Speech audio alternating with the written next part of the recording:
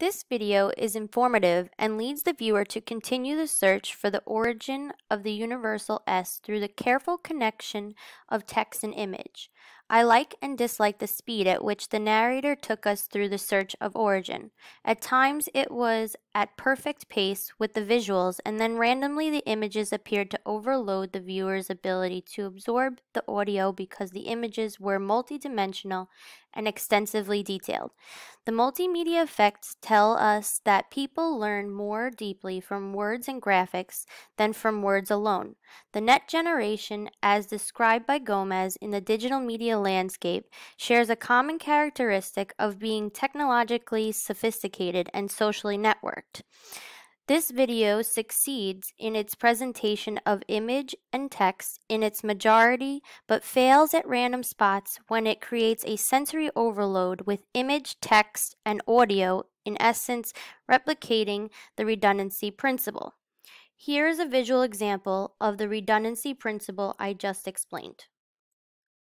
In the midst of this action-packed adventure of indiscovery, I happened upon this comment posted by a user on Reddit back in 2011.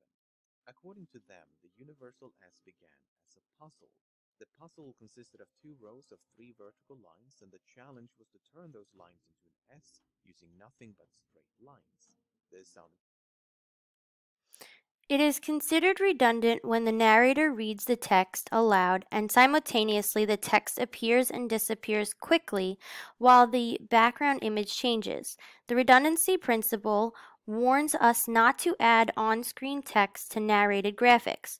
Tuft would regard this as an informational video because it meets his criteria that the quality, relevance, and integrity of a presentation relies on the level of content being discussed.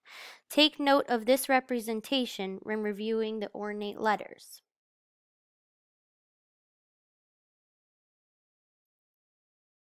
That's when I stumbled upon this illustration featured in a book titled Mechanical Graphics.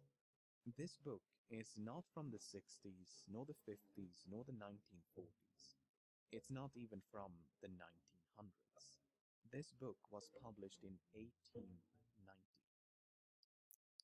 At the end of the presentation, I felt justified with my obtainment of the information and the recognition of my prior conceptions of the symbol because of my prior knowledge of the Suzuki symbol, the Celtic infinity sign, and 1890 Wilson's mechanical graphics due to the ornate directions attached to each letter, just like the lettering contained on the Ouija board, which was also created in 1890.